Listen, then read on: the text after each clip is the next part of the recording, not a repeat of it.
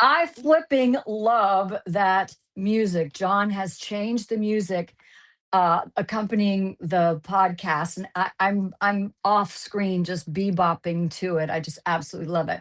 Hi, everybody. It's Kaz from Kaz in the World, and no, we do not have John, my beloved podcast partner, so loved on Substack. But unfortunately, John was diagnosed with pneumonia, and he's on the mend, I believe, but he has no voice. So I'm hoping that I will carry on without him and make him proud. I actually have a really good guest today. But yeah, so let's move forward. Typically, how was your week? How was your week? Well, how was my week?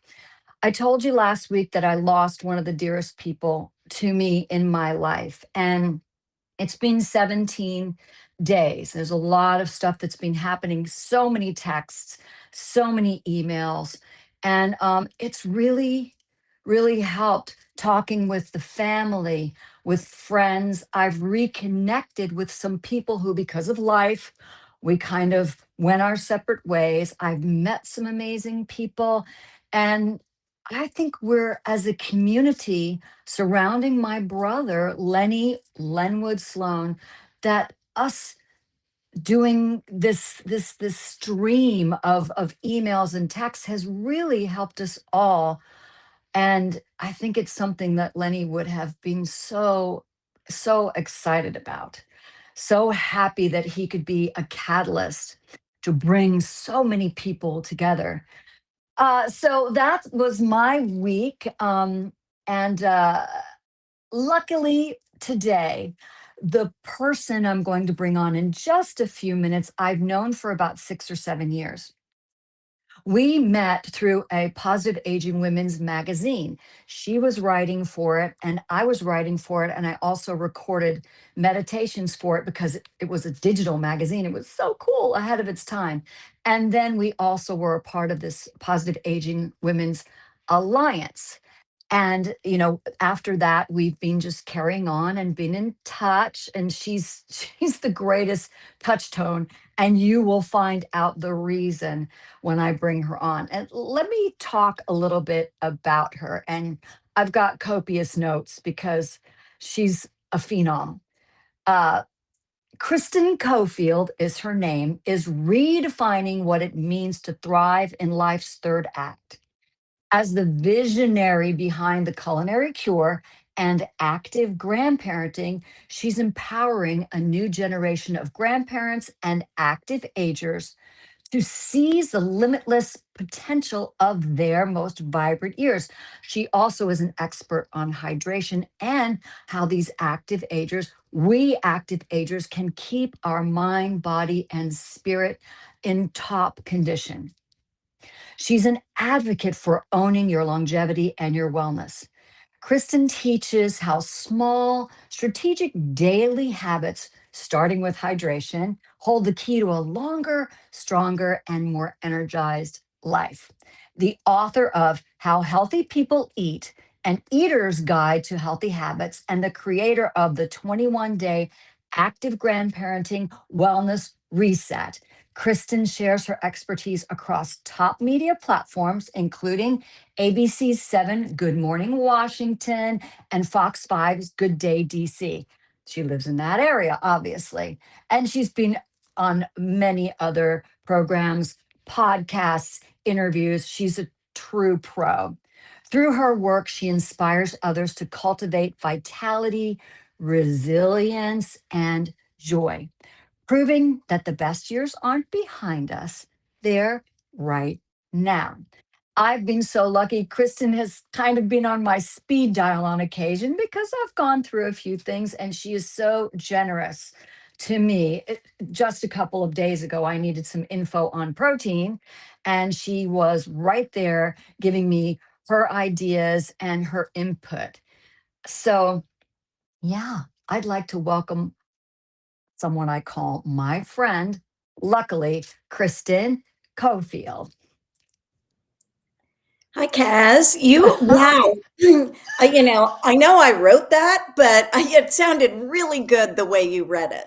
Oh, thank you. Well, Kristen, I can say honestly, it's absolutely fact. It's not like you embellished your CV or your bio. It's not like you're trying to make us go, wow, wow, she's just so amazing. And no, you just spoke the absolute truth about your experience, where you're going, and what you've been doing. And you're very humble, as I was saying, that you're practically on my speed dial and have been for what, 6 years? Yeah. When you have information for me that can help me both professionally and personally. So, that being said, I wanted to start out talking about how you started on Instagram. What was it, about 12 years ago now? Yeah, it was maybe not, probably more like 10. I'd have to go 10. back and look, but, it was one of those things where I was like, "Hey, I'm gonna start an Instagram account," and my kids were like, "Mom, you can't post that," or "Don't do that," or "Oh my god, that's so embarrassing." So, like you with social media, you kind of we are immigrants to technology. I love Right. that. So I'm I in my love that. 50s and I'm like, getting on Instagram. And it's such an interesting journey. I know we can talk a little more about that, but Yeah. yeah. Yeah, well, and the evolution of you've done what a lot of us have done, including me, of kind of throw the spaghetti against the wall to see what sticks. What is your niche? How do I find my niche? How do I express my niche?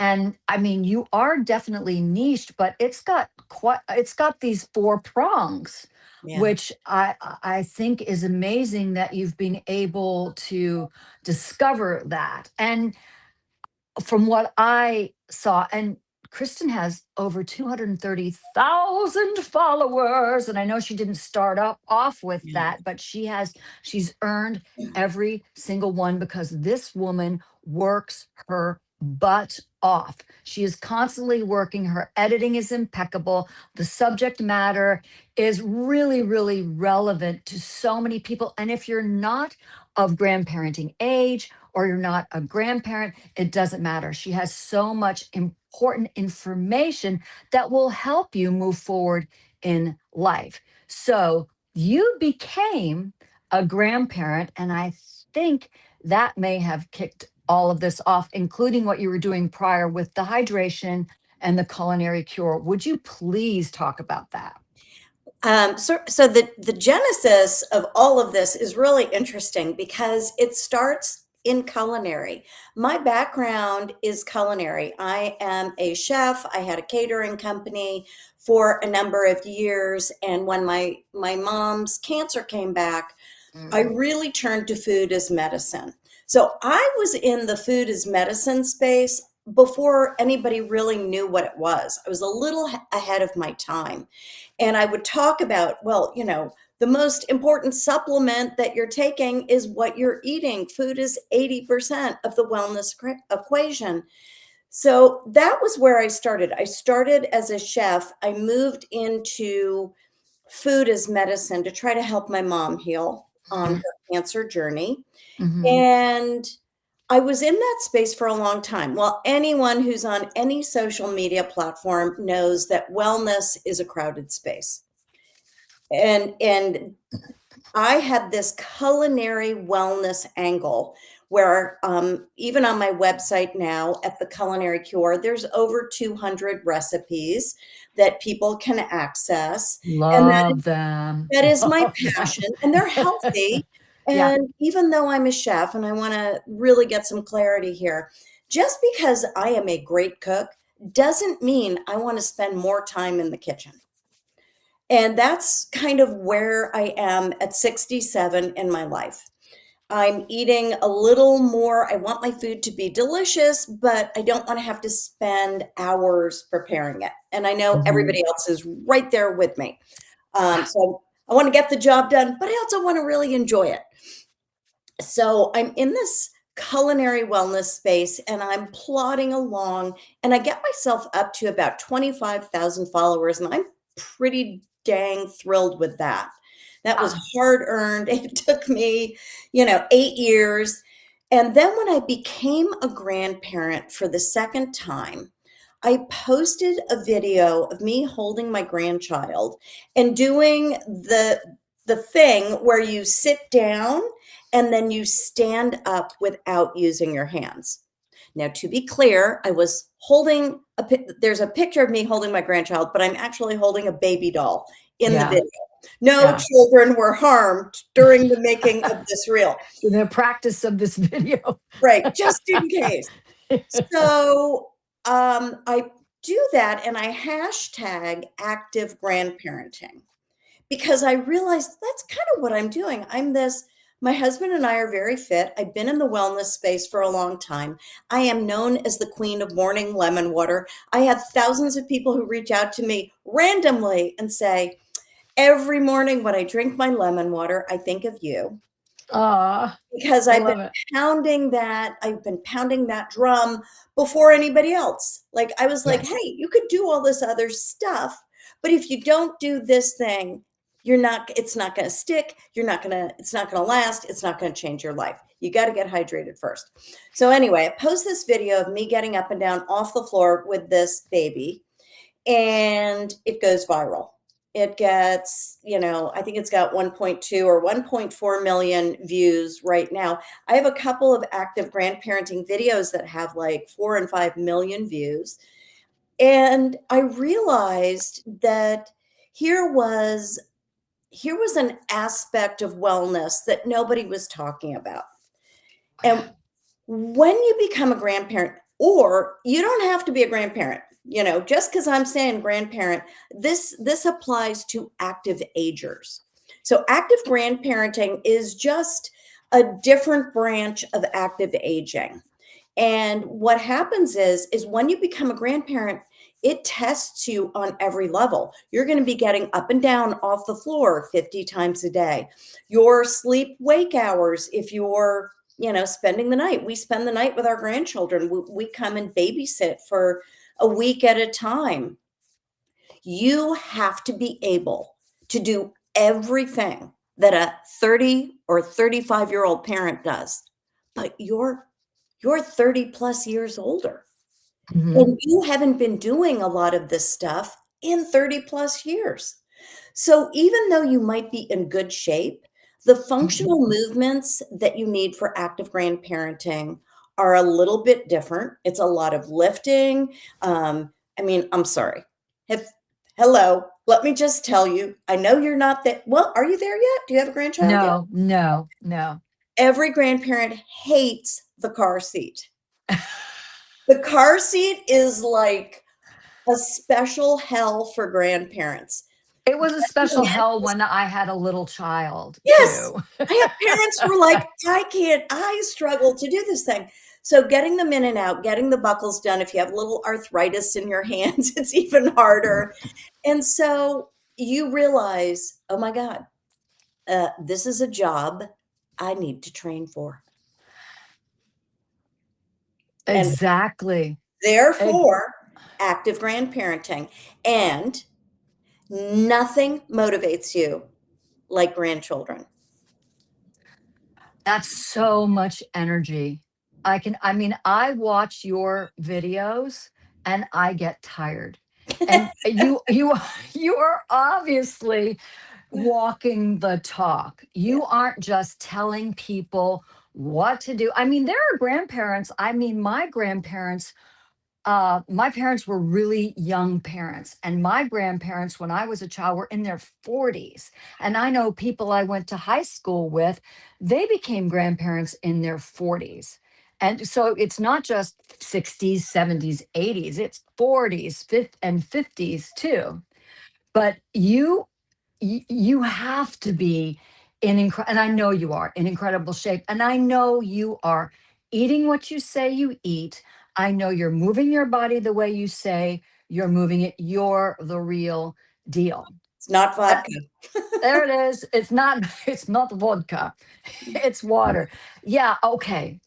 Since you brought that up, I would like to, I know You've been talking about hydration for a really long time, and I'm a lemon and water girl like crazy. Warm lemon and water in the morning.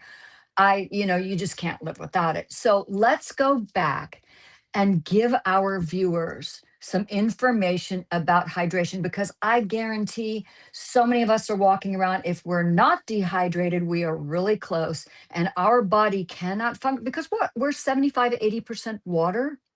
So please, please, please, please talk to everyone about hydration. I'll give the hydration primer. Um, Yes. so one of the most important things to realize is that water is something called an essential nutrient. And that means your body can't make it. You have to get it from an outside source. So that's number one. I would like everybody to think of water as a supplement, right? So you take your supplements, but when you think about your supplements, the most important supplement in your stack is water. And here's why. All of your metabolic functions depend on water. Water is kind of like the clean fuel that this engine runs on, and all of your organs depend on it. Your body's detoxification systems depend on it. Um, Everything links back to hydration. So when I talk about hydration, I realized when I was in my 50s, I had a pretty devastating decade. Kind of everything that could go wrong Mm, did go wrong. mm, mm-hmm, My mom's cancer came back. My estranged dad, became very clear he was having neurological decline. I'm the oldest mm, child, so mm. we know what that oldest daughter this thing is. Yep. Um, my marriage was struggling because we got in. My husband had a partner who is a taker. My husband's a giver, and Mm. we had 3 kids in 3 different schools. We had some private schools in there. We were under a tremendous amount of financial pressure. So Mm. this didn't happen overnight. It happened over time. Now, these are real world, real life problems that many women experience in their 50s and 60s. That seems to be when a lot of the SHIT hits the fan for You can people. say it. When I say We're okay. because Yeah. this is when marriages get rocky. This is when people realize they want something different out of their Yep. life, whatever, or whoever that may be. Um, Been there. yeah, it happens. And let's not sugarcoat it. These can be very difficult years. So this happened over time, and because I am a very capable woman and I can, I've had my own business for a number of years, you just figure out how to get through. You rob Peter to pay Paul, you max out a credit card to pay somebody's tuition because you think it's going to end, right? You think somehow one day you're going to wake up and it's going to be different. And nobody's coming, as I think Mel Robbins says, nobody's coming to save you. Um, No. so I went from this big world with a big social life and lots of friends. And I'm like the go-to girl. Hey, ask Kristen, she'll know. Oh, you need a new roofer? Ask Kristen, she'll know. Involved in my community and my kids' schools. So this big world got smaller and smaller and smaller because when you're living under a tremendous amount of stress and pressure, you have to pull in just to get through the fucking day. And I would wake up in the morning. First of all, I didn't sleep at all. My sleep, like, I don't know when it left, maybe 5 years in. And I just had like anxiety. It was like buzzing all night. And then I'd wake up in the morning and Exhausted. my first thought was, when can I go back to bed? I also had an underlying thyroid cancer through all of this. So my thyroid function's going down while the cortisol is shooting through my thyroid. Um, so sometimes there's a thrive or die moment. And for me, there was a morning where I woke up and I was like, this cannot be what the universe had planned for me. This is not how Mhm. I imagined my life was going to be. And in that moment, I decided to thrive. And I was like, that's when I did the deep dive on the research on hydration. Because what I was looking for, and guys, this is alkaline water. Yeah, that can be helpful, but there's also a lot of bougie BS that goes with a lot of that. You can just get some inexpensive electrolytes and some hydrogen tablets, and that might do the trick. Um, so in this thrive or die moment, and I go to research, the one thing I'm like, this is before AI, so I am literally looking through paper books. I'm literally Oh going to yeah. the library. Hmm. I'm literally doing Google searches, and I stumble on hydration, and what I learn just blows my mind. Here's this essential practice to hydrate ourselves that most people aren't doing. Everybody's running around stressed. What came first, the chicken or the egg? If you're dehydrated, it makes your stress worse. If you're stressed, you're probably not taking the time to hydrate. So I learned about hydration as a practice. So when we think about the practices in our daily life, we're breathing, we're moving, we're eating, we're exercising, we're being mindful, we're sleeping. These are all practices, things we can do that we can get better at. So Right. I start with hydration, and I sort of crack the code. I'm getting up, I'm drinking my lemon water, I'm consistently sipping throughout the day. And my sleep is still awful because I still have Mhm. a lot of stress. But now when I wake up, I'm like putting on my stuff and I'm going to the gym. I found 5 a.m. workouts because I could lie in bed and be stressed out, or I could put my gym shoes on, go to the gym and work out. And guess what? I start feeling stronger. My sleep improves because I'm burning off some of this stress in my life, and I feel more capable of handling all these challenges that are on my plate. Mhm. And the Mhm. struggles are very real.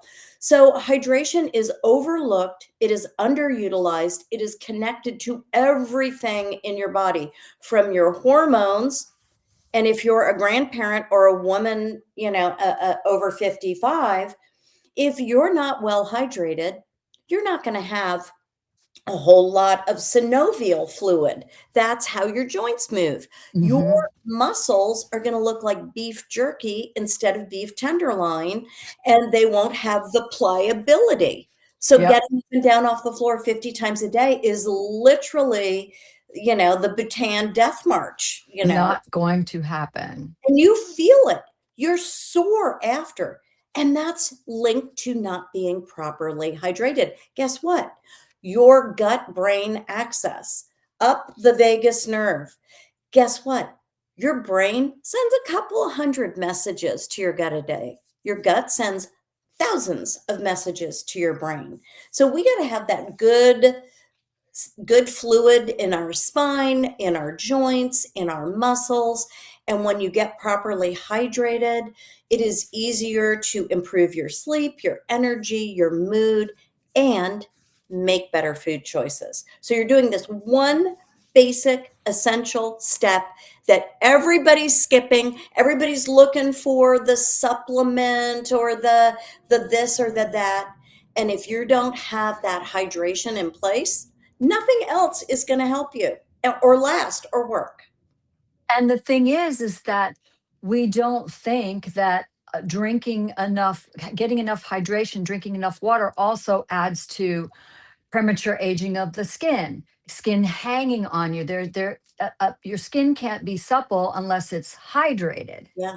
So, well, I'm just going to go I mean, get this is Botox, or I'm 67 and I drink a lot of lot of water. water, A and she's lot of water. fabulous. She's Yeah. fabulous. Well, what I know that the recommended daily intake is what they say: 8 glasses of 8 ounce or 10 glasses of 8 ounces of water. I mean, I think it varies from person to person, but if I don't have a minimum of 90 ounces of water a day, things don't function. Yeah. They really don't function. And what's your take on that? Um, I love that. And everything you said is Correct. So it does vary by person and by activity level and where you live. Right. If it's hot out, you might need more water. Yeah. If you're sweating, I do hot yoga a couple of days a week. I know I need a little extra water on those days. Hydrate. Here's where it gets a little bit tricky. It's not just drinking more water. It's when you drink it, how you drink it, and how you boost it so that the water you drink can get into your cells. Now, the water we're designed to drink would be coming from streams and aquifers and wells. It would be flowing over stones. It would contain minerals and algae and all these essential nutrients Hmm. that are not in the water that comes out of our tap. So, yes, you need to filter your tap water. You need to get a We good filter. double filter ours. We Yeah, double filter ours. yeah. You want to filter it, but that's also so now so your water basically that comes out of your tap is inert. It doesn't have Hmm. the salts and the elements and the minerals that you need to get the water into your cells. So this is what happens. People start drinking more water and they're like, well, I'm going to the bathroom all the time. I'm up all night.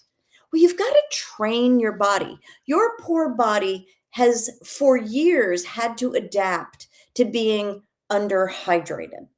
So it Hmm. takes 2 weeks to become properly hydrated.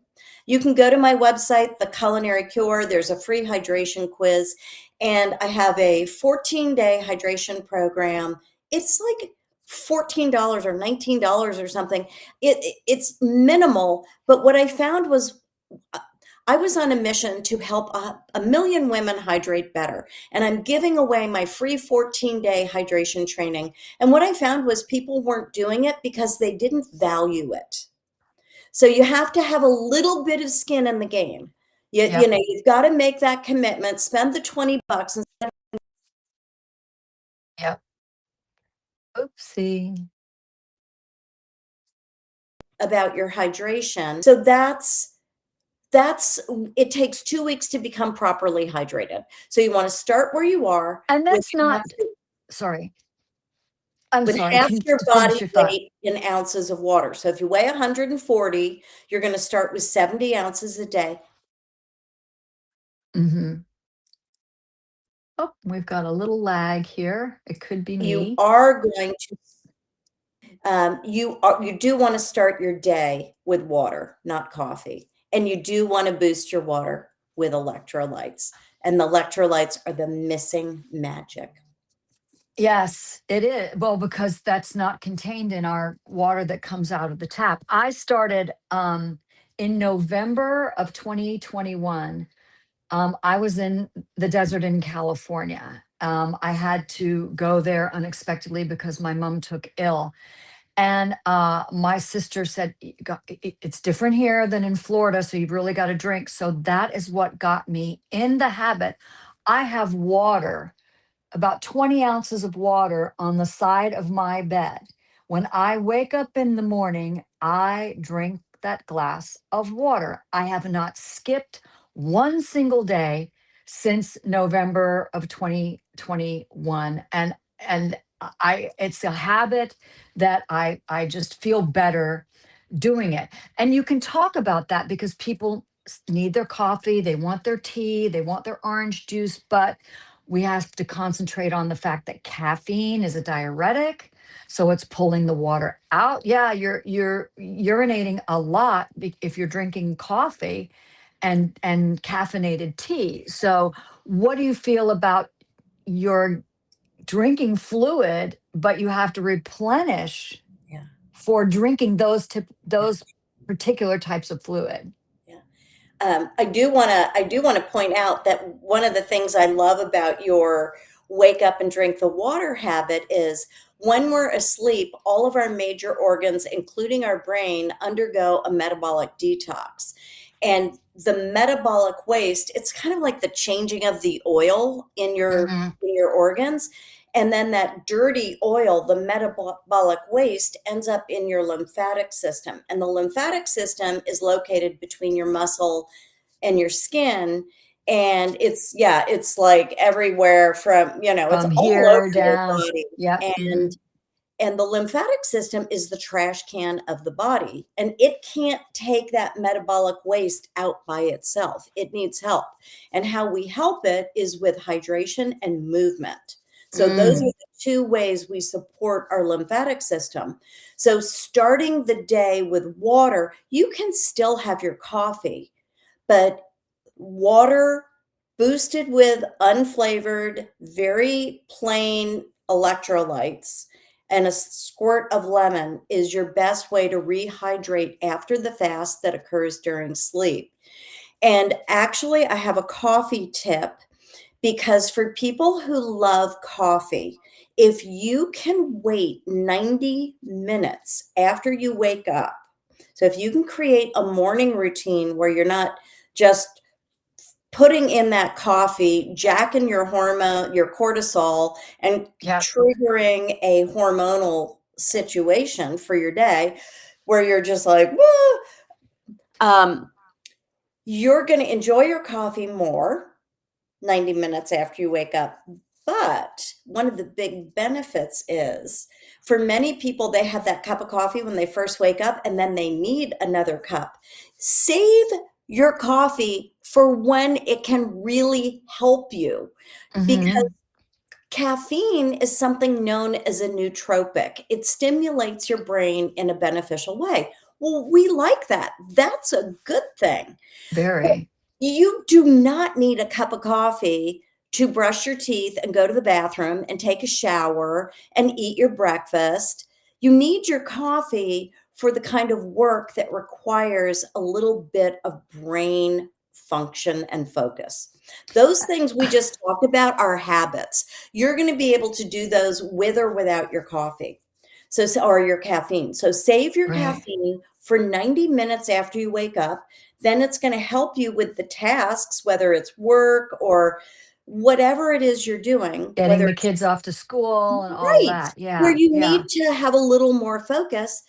And then for many people, they find they don't need the second cup. Hmm.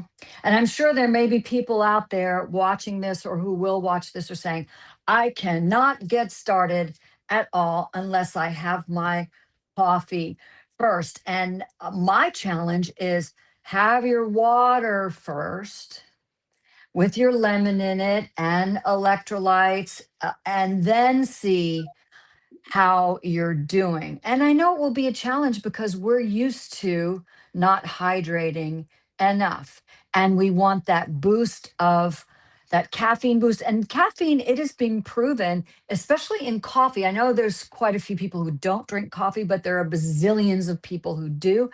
Caffeine coffee can be very beneficial. It has nutrients that are very beneficial, Yeah. as does green tea or matcha. So, but some people are using it to jumpstart their day, and I absolutely need it. So I'm not going to be drinking water first. But I wonder if we challenge them to try the lemon water first thing in the morning, and feel free to message me after you've done it for a couple of weeks and maybe held off that coffee to let me know how you're feeling, because I have a feeling it's going to change things for you in terms of energy and getting going in the morning. I really want to, so that's incredible information about hydration. Let's go into culinary cure, because you being a chef and me having prepared some of your, because I'm the type of person, if there are more of five or six ingredients in a recipe, I kind of lose consciousness because I never learned how to cook. My mom did not instill that in me. She didn't want anybody in her kitchen, and I've been able to survival cook, but now I do cook more. Stir fries are super, super easy. Making soup in a crock pot, super duper easy. All it just takes is the vegetables, or if you put chicken or beef or whatever, or beans and lentils and whatnot. But Your some of your recipes have really changed how I look at cooking, at preparing. I don't even call it cooking, it's Yeah, preparing yeah, a meal, a healthy meal. So, can we talk yeah, about that for a little bit? yeah. Being able to feed yourself is a survival skill. And people who understand how to use food intentionally to support their health and wellness have a really big advantage over people who are mindlessly using food. So, food can either help you or it can hurt you. And we know that ultra processed foods are terrible. I think it was like 3 or 4 years ago, I was on a live that Travelers Insurance did for all their agents. There were like 500 people on this call. And I was on with a gentleman, and I'm not recalling his name, but at that time, he was talking about ultra processed foods. And it was before ultra processed foods was a part of our lexicon. Hmm. And one of the problems we have with these ultra processed foods is it's actually a joke to call them foods because they are food like substances, but they are not actual food. So your body knows what to do with real food. Your body doesn't know what to do with artificial ingredients, highly processed ingredients that are transformed from their original form. And what happens is these artificial ingredients and chemicals and sweeteners and flavors get stored because your body doesn't really have a mechanism for processing them. So they Hmm. get stored in your fat cells, and they create this low level inflammation. So, for those of you who don't know, it's called IgG inflammation. It's this low level inflammation. You don't really know you've got it. You just know you need 2 cups of coffee to get the engine going in the morning And you because kind of feel bleh, meh. You're just like, yeah. my new normal is meh, right? You're not like waking up and being like, whoa, I'm so excited for this day.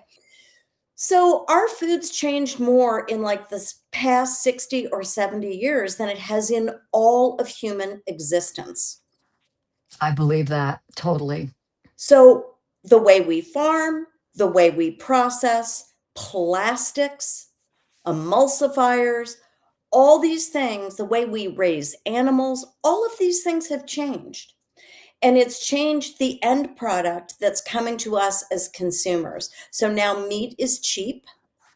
Meat used to be expensive, so people were careful about the meat they ate. They didn't overeat meat. They ate meat, but meat wasn't the primary food on their plates. They ate a lot of vegetables, carbohydrates. For anybody listening, fruits and vegetables are carbohydrates. They are macronutrients. So when we talk about carbohydrates, fruits and vegetables, nuts and seeds, those are the good ones.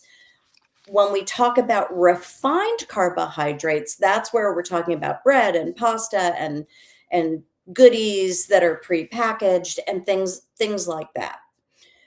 So the macronutrients, your protein and your fats and your fiber should be the things that your great grandparents ate as children, Hmm.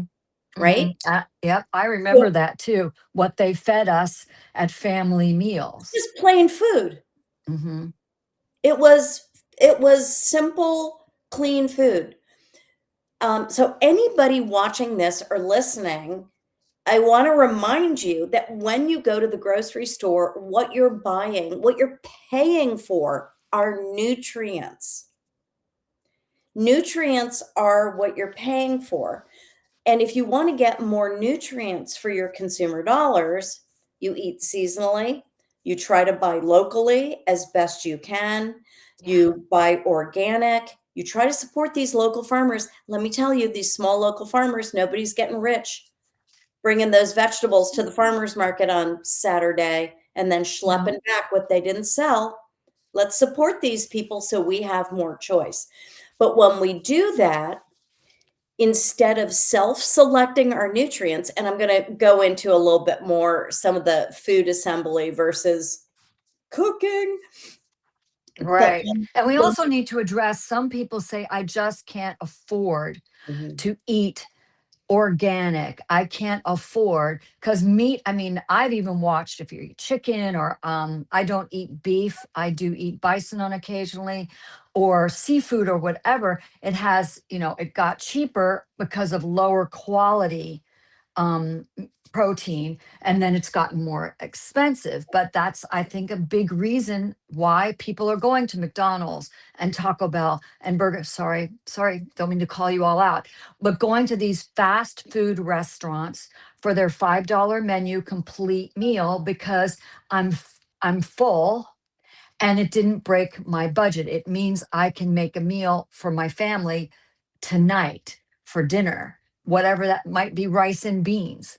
I don't know. But that's the other thing. People are saying that organic is really difficult to afford. But I remember when I was living in a certain place in Florida, I'd have to drive about, I don't know, 25 miles. It was so much fun. But to this farmer's market, it was a big, well established, long term seasonal farmer's market. And their prices were really, really good. And I think if we do our best to discover these farmers markets, and you were so right, these farmers are not billionaires. They're not, in gigantic mansions. A lot of them are losing their shirts and losing their farms. They really could use our support, and that's why they're there. Yeah. So just do a little research. And sorry, continue on. No, no, and that's this is the scary thing about all of this is that our food has changed so drastically, and these huge conglomerates that control most of the food market determine the prices. There's a lot of greenwashing that goes on, about saying foods are organic when They're they're still not. doing the food might be organic, but then they do something to it. So this is why it's just so much better. Buy less food, buy better food, and have a plan for all the food you buy, because I am also here to tell you we are wasteful. People throw away a lot of food. I mean, the numbers are staggering. I think it's like 40%. And all this ends up in landfills, and that heats up the planet. So everything is connected. And the choices we make about the nutrients we buy, we need to think of this as, hey, maybe you have to cut back somewhere else, because food is 80% of your wellness equation. And if Hmm. you can use food, you know, yeah, organic might be a little bit more expensive, but if you're getting more nutrients, it might be worth it. And maybe And it's consuming less pesticides, less great. herbicides, less growth hormones. The only thing that Exactly. frustrates me is, sometimes avocados. I just can't seem to eat them fast enough once they're. You've got to refrigerate them. You know that, right? Yes, I do that. Um, you never refrigerate them. Is that what No, you're you saying? have to You refrigerate. have to, because I've been refrigerating them and they last longer. But when I decide, okay, I'm going to eat this, I'm going to take it out of the fridge. And the day I take it out of the fridge, it's hard as a rock. And a day later, it's Yeah. so my timing Timing's with off. my Yeah. timing is so off with avocados. Anyway, please continue. But that's such a good point. We don't want to waste the food we buy. That is literally throwing money out. So, Mhm. my call to action for everybody is to really listen to what we're talking about and think about food a little differently. If you're thinking of this as an investment in your future wellness, and we all know look, let's be real here. Something's going to happen, right? You're going to have a fall, or you're going to get a bad diagnosis, or something could happen. And the goal is to be in the best position to weather that storm. Absolutely. I couldn't, oh my gosh. because you've had things happen. I've had things happen. I've seen family have things happen. Um, and it's so true. I don't want to say it's inevitable, but when we are living life and exposed to toxins in the air, toxins in the water, You could just toxins slip in on the ice. ground, Yeah, oh yeah, slip on ice. Exactly. Fall down the stairs in front of yeah, your house in the snow. yeah. You know, It shit happens. happens. You Shit know, happens. it Yeah, happens. exactly. And so what you're trying to do is think of food as a way that you're stacking the wellness odds in your favor, and you're sort of banking your future wellness so that when something does happen, you're going to recover better and faster. And this works. I mean, this really works. For, thousands of years, humans ate a very intuitive way. They ate fermented foods. Because fermentation was used to preserve food, because you didn't have refrigerators and grocery stores and all of this. And then we got the byproducts of fermentation that were so good for us and supported our health in so many ways. I mean, now I have to say, okay, you got to go out and buy kraut, those cold fermented, lacto fermented krauts. And you got to have a couple of forkfuls with every meal, and then don't throw out the liquid, put it in a cup and drink it. That's like a probiotic elixir shot. Elixir, and I'm sure some people are turning up their nose It's now, and I actually get it. quite I drink tasty. apple cider vinegar every day, Yeah. and not a lot, maybe a tablespoon in a full glass of water, maybe with some ginger, maybe with some lemon to kind of offset the flavor, but I've kind of gotten used to it. But you're absolutely right. And not all of us are not dealing with something now. There are plenty of people on medication, and Right. you add on top being on any kind of medication, and that messes with your body and your biome and all of the systems in your body. So then you're having, I mean, I know when I was diagnosed with osteoporosis only in a small part of my body, but you need to take a certain type of calcium, and you need to be on your D3, and you need to be on your MK7, which is K2. And I'm like, is there any way I can do this without taking 85 different supplements every day? And just yesterday, I have been taking these supplements, and I guess I took one on an empty stomach, and bleh, and it was nothing but my stomach said, nope, Yeah. that supplement, whatever it was, I think it was my plant-based calcium.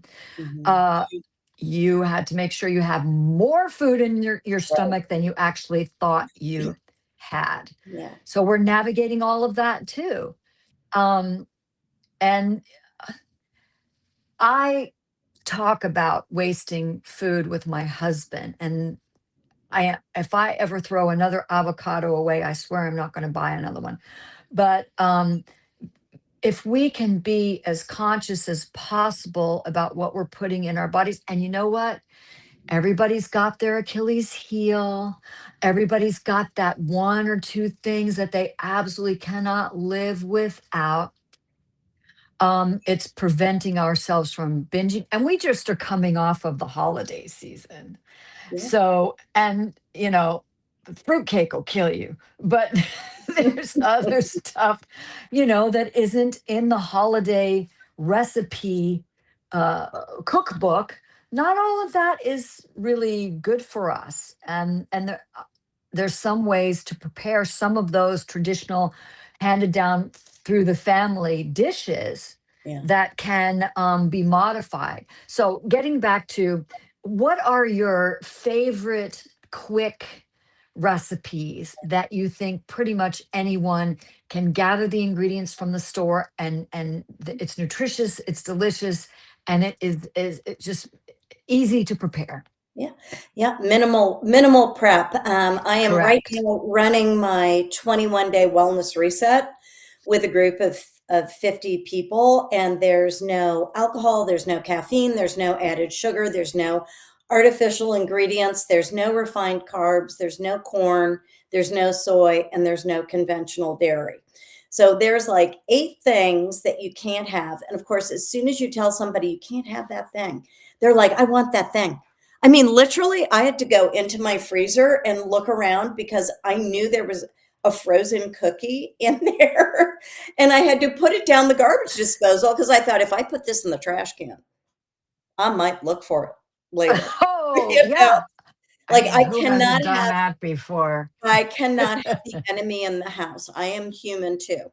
Yep. And even though we eat healthy most of the time, um, when you do a full detox and reset, which is a good idea to do because it's always good to assess your relationship with these different things and recalibrate your taste buds so you can taste real natural flavors. I mean, a Cara orange tastes like the best thing I've eaten all week right now. Yep. They are so good. So easy recipes that anybody can do. You can go to my website at The Culinary Cure. The banana mug muffin is a game changer. Oh, that is so good It's and so good. easy. It's so easy. It's what gets people through my program because they're like, it's kind of got a bread-like texture. It's a banana, it's an egg, it's a lot of cinnamon, and you put it in a buttered coffee. You whisk them all together and you put it in a buttered coffee mug and cook it in a microwave for like 3 minutes. And it's like this little cake muffiny thing, and it's quite tasty. So the Mhm. banana mug muffin, that's 3 ingredients. I think even a monkey could assemble that. Even I could do that. Yeah. Okay. Um, I am a big fan, and I think everybody should learn how to roast a chicken. If It you is eat the animal protein, yeah, if you yeah, eat animal absolutely. protein because it feeds all the senses while it's cooking because it smells so delicious. It is very simple to do, and you can get multiple meals out of one chicken. So my husband and I, there's just 2 of us, we can get 3 meals out of Mhm. 1 roaster chicken, or we can get 2 meals, and then I can throw the chicken in a pot and make my own stock, which is really quite easy to do. You It just really is. throw stuff in a pot with some Yep. vegetables and a few other things. You just let it simmer all day. Mhm. Chia seed pudding is a great plant-based way to get fiber, fat, and protein to start your day. You could add a dollop of coconut milk yogurt and some pomegranate seeds on the top, and it just feels like a treat. That's my Vegetable, next one because you had recommended flax and chia for me, and I it just was delivered today, and okay. that's my that's my next healthy Chia dessert. and I'm excited. hemp seeds you could add a tablespoon of hemp seeds to the banana mug muffin to get more protein in Yeah. there. Yeah. Um, let's do rice and beans, but for a lot of people, beans, they don't want to do canned beans. So I say go to lentils. Lentils are a great source of protein. You could do lentils and rice and make a very nutritious dish with some sheet pan vegetables. Sheet pan vegetables, toss some vegetables, cut vegetables in olive oil, throw a little salt in, and put them on a cookie sheet in like a 350 to 400-degree oven. It's not even a recipe. And you just kind of take them out when they look done. That's my kind of recipe. Yeah, Yeah, I can sweet even do that. potato. Everybody should be eating sweet potatoes, whether you wrap Yes. them in foil, but I have a recipe on my website for cooking potatoes that is perfect. You turn your oven up to, I think it's 400. You take your potatoes, you wash them, you cut them in half, you rub them in oil, little salt, you put them cut side down either on a piece of aluminum foil or a silicone baking sheet, and 30 minutes. And then you take it out, and the cut side has browned and caramelized, and that adds additional flavor and texture. You can put a little butter or olive oil on after that. You can do it with a sweet potato or a regular potato. You can also do it with zucchini. So cut the Mm. zucchini in half, and this is a real game changer because zucchini gets a bad rap. It gets mushy when you cook it or it loses its texture. But when you cook it this way on the cookie sheet, again, it kind of browns and the flavors meld and the top is still firm. It's Yeah. quite delicious. And it doesn't taste as astringent too, because that's my thing with zucchini. Sometimes it has that astringent Right. flavor. Well, there's a couple more questions I have for you that I really want to ask. N- the first one is switching gears a little bit back to active aging, active grandparenting, your preview to active grandparenting if you end up becoming a grandparent. What are some essential exercises that you feel active agers and or active grandparents need to be doing, given, you know, their knees, their hips, their ankles, feet, whatever's going on with them? And nothing, I have a hip issue, a foot issue, and nothing that I have seen you do has been an issue for me. But I also have stayed really active all of my life. But something simple that people can do, or maybe they're doing it, but you have a kind of different take on it. What are your ideas? Well, squats are a big one because if you're with grandkids, you're going to be squatting. I'm just saying, there's a lot of squatting that happens. Yes. I actually, the yoga move that's, what is it? Where you Malasana squat, right? And I call that the toddler squat. But doing, doing squats is really helpful, and you should start where you are. You don't have to like jump right to squats. You could start with sit to stand chairs where, Yep. like here's my chair, right? And I'm just Yep. going to practice sitting and not using my hands and standing. So, Hmm. and then you work your way towards what is a squat, Just right? touching the chair, right? Yeah, so that's a really good one to start with. Walking. Love to Everybody walk. should be walking more and throwing in a little walking backwards. So when you find a nice grassy spot, practice on the grass walking backwards. That's really good for your mind, body. We need to keep the brain and body connected. Active. My husband wondered why the hell I would be walking on a trail or something, and all of a sudden I just flip around and Yeah, start walking backwards, waving at him. He goes, "What are you doing?" I said, "This is really good for the body and the brain." yeah. For me, he recently had major back surgery, so he's just coming back Mhm. from that. But he walking is really, he's advancing to walking more and more and more for his recovery.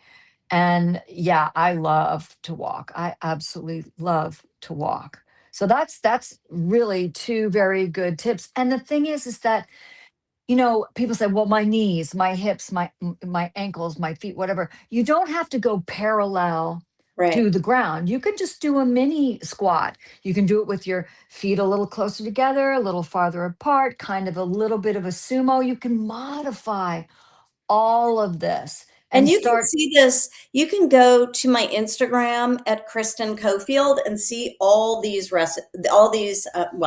exercise recipes.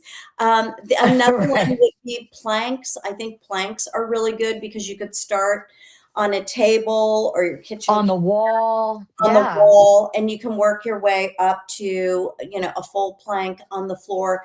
But these sort of things where you start where you are and you just start doing more, and right. that's really the key, is start doing more. We don't have to be sedentary. Our modern lifestyle really moves us in that direction. We're sitting in front of screens. And this electromagnetic energy from screens is actually very dehydrating. So please make sure your hydration practice is in place. Please make sure it's winter that you throw open your windows in the Mm, morning and let fresh air in, because all those stale exhales are in your bedroom. And if you are thinking about what you want your future to look like, it starts today. So your habits are 43% of what you do every day. And what I encourage everyone to do is make sure their habits are supporting their long-term wellness goals, starting with hydration. And you can take the free hydration quiz at theculinarycure.com. So, do you have in a couple of sentences a message, what you'd like to say that you may not have said to kind of wrap it all up in a beautiful little bow for all of our viewers and the coming viewers that will see this on other platforms? What intel, what beautiful wisdom do you have? I mean, all of it has been beautiful wisdom. You've given us a lot in this really wonderful hour. But if you could just wrap it up, what would you say? I think as someone who's seen their parents decline, and I still have my in-laws 92 and 93, Wow. we're lucky because we have all this information available to us.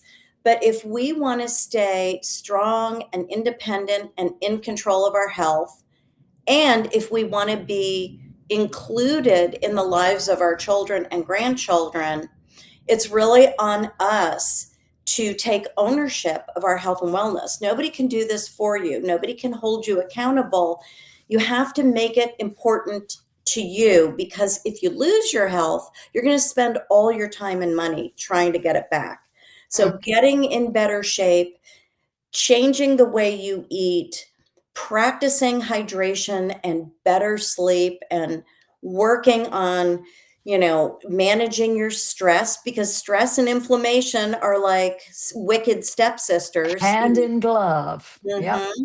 Mhm. Hmm. These things can add, if you want to live younger, longer, and better, it starts with your habits today. Well, with that, I think that I'm sure the viewers have gotten a lot. I can feel people now. I'm intuiting that there have been some note taking, either handwritten or on their computer. I just want to thank you so much for being here and for sharing all of this with us. I am absolutely honored and so fortunate to call you my friend. And I wish John could have been here with you because he always has some really incredible, insightful questions. And I would be more than willing to bet he's going to say, would you come back another time? Of course. I mean, Yay! we barely touched on fiber I know. Oh my and gosh. healthy fat. Yeah. Oh, and I thought about both those things. You mentioned fiber, you mentioned healthy fat, and I go, oh, we got to go there. Oh, we got to go. Well, we're going to go there next time. So thank you everyone for watching. Thank you, Kristen. Thank you, John, for being an incredible trooper and making sure we got this podcast up and running. And everybody, hopefully John will be back next week and we'll see you then.